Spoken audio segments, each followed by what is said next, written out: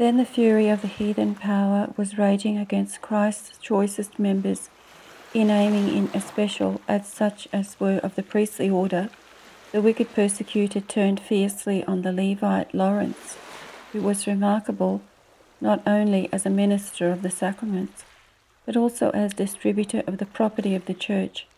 promising himself a double prey by the taking of this one man, namely, to make him betray the consecrated treasure and apostatize from the true faith. The wretch was thus doubly fired by his greed for money and his hatred of the truth, his greed urging him to seize the gold,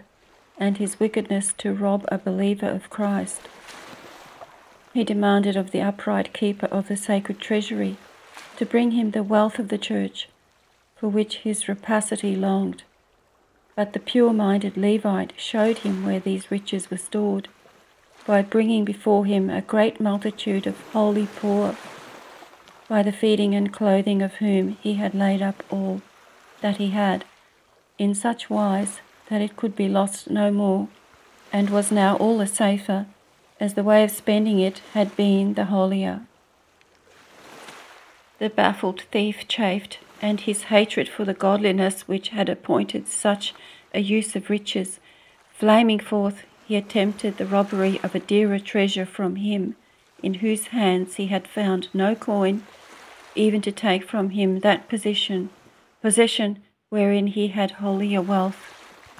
He commanded Lawrence to deny Christ, and made ready to assail the immovable firmness of the Levite's soul with appalling tortures, of which the failure of the first was followed by the application of others more fearful still. When his limbs had been mangled and cut by many stripes,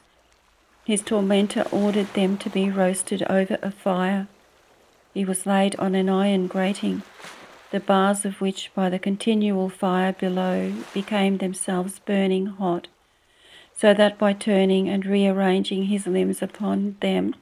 his agony was kept keener, and his suffering made to last longer. Cruel savage, thou gainest nothing and advancest nothing. That which can die passeth by degrees beyond the reach of thy tortures, and when Lawrence departed to heaven, thou and thy fires are conquered. The love of Christ could not be overcome by the flames, and the glow that scorched the outward man was colder than that which burnt in the inner. Thou didst rage, O thou persecutor, thou didst rage against the martyr, but by making keener his agony, thou hast but made nobler his palm. What did your imagination fail to discover that could minister to the glory of him who conquered thee, since even the means of his execution have turned to the honour of his triumph? Therefore, dearly beloved brethren, let us rejoice with spiritual joy and make our boast in the Lord, who is wonderful in his saints, and hath given unto us in them a help and an example. Let us, I say, make our boast of the extraordinary happiness of the illustrious Lawrence's end,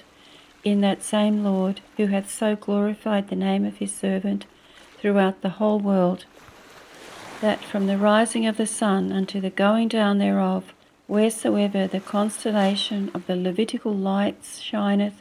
even as Jerusalem is made glorious by Stephen, so Rome is made famous by Lawrence.